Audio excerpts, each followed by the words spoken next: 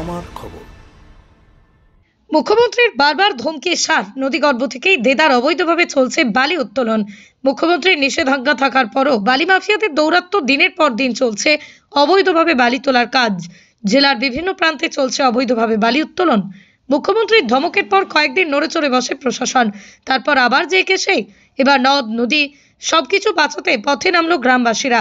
প্রশাসনকে জানিয়ে কাজ না হওয়ায় এমন পদক্ষেপ, কিন্তু তারপরও বালি মাফিয়ারা বেপরোয়াভাবেই সক্রিয় রয়েছে বলেই জানা যাচ্ছে। বোলপুর থানা রায়পুর সুপুর পঞ্চায়েতে রায়পুর গ্রাম সংলগ্ন অজয় নদ থেকে দিনে দুপুরে চুরি হচ্ছে বালি। ভয়ঙ্করভাবে নদীর গতিপথ বদলেও নদীর মধ্যে রাস্তা তৈরি করে দিনে রাতে চলছে বালি তোলার কাজ। আর এর ফলেই চরম আতঙ্কে রয়েছেন এই এলাকার কয়েক হাজার বিঘে চাষ জমির মালিকরা। তাদের অভিযোগ, নদী সংলগ্ন কৃষি জমির কাছাকাছি গর্ত করে বালি তোলার কারণে সেই চাষ জমি জলে চলে যাচ্ছে নদীর গ্রাসে। ইতিমধ্যে অনেকের চাষ জমি তলিয়ে গেছে নদীতে। তাদের আশঙ্কা, যেভাবে বালি তোলা হচ্ছে তাতে আগামীর বর্ষায় প্লাবন হলেই হাজার হাজার বিঘে চাষ জমি চলে যাবে জলের তলায়। এমনকি তাদের আরও অভিযোগ, এই বিষয়ে পুলিশ ও প্রশাসনের সমস্ত দপ্তরে জানানো হলেও কোনো ব্যবস্থা নেওয়া হয়নি।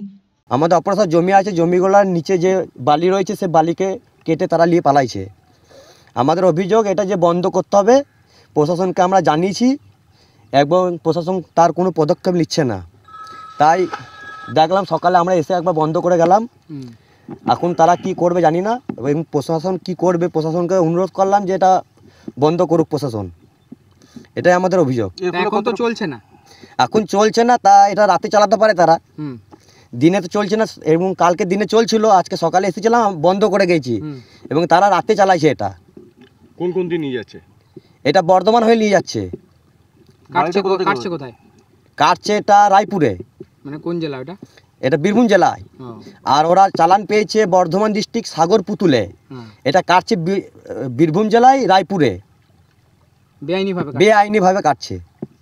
বালি চলে যাওয়াতে আমাদের শ্যালোগুলো, যত নদীর ধারে শ্যালো, মানে যারই আছে 2-4 বিঘে গড়ে জমি, এগুলো জমিগুলো পরবর্তীকালে ভাঙন হবে। শ্যালোর জল হচ্ছে না এই নদীর বালি চলে যাওয়াতে। চাষে কতটা ক্ষতি হচ্ছে? চাষের প্রচুর ক্ষতি হচ্ছে, প্রচুর ক্ষতি হচ্ছে। এই যে নদীগুলো, এই যে জলগুলো বালিগুলো নিয়ে যাচ্ছে, বালিগুলো চলে গেলে এই যে জমিগুলো আমাদের পাড়ের নদীর ধারে যায়, এইসব সবজি ফসল তো নদীর ধারেরই, যত নদীর ধারেরই সবজিগুলো মার খাচ্ছে, জলের অভাবে মার খাচ্ছে। বালি কখন নিয়ে যাচ্ছে? বালি নিয়ে যাচ্ছে ওরা দিনের বেলাও নিয়ে যাচ্ছে, দিনে ওরা রাত্রেও নিচ্ছে, আজকে সব এসছে বলে আজকে গাড়ি ফাড়ি সব বন্ধ। যেখানে সেখানে আমরা এইগুলো বন্ধ করতে সেদিন এসেছিলাম 5-6 জনে মিলে, বললাম যে এইদিকে হবে না, তোমরা যা করো ওই দিকটা দিয়ে করো। তা শুনলো না, বলছে নালার মতন জল পাস করাবো, চাষিদের সুবিধা।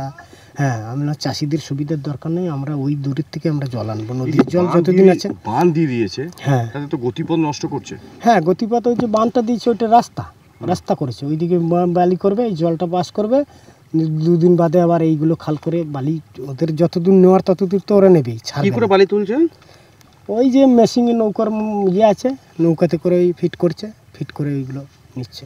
যেখানে সেখানে গর্ত করে দিয়েছে নাকি? যেখানে সেখানে গর্ত।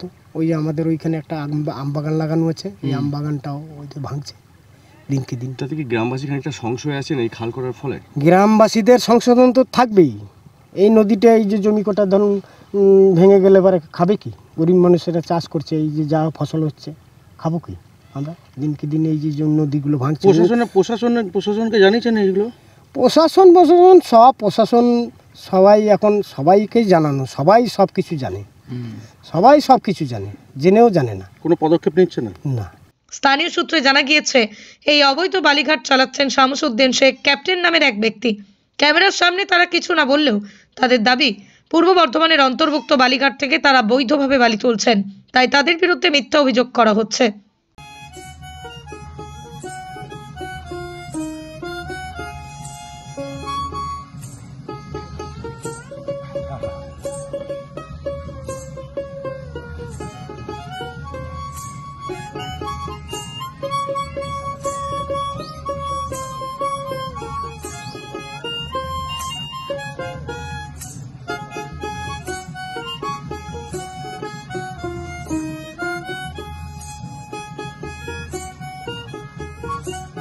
দেখতে চোখ রাখুন আমাদের ফেসবুক ও ইউটিউব চ্যানেলে।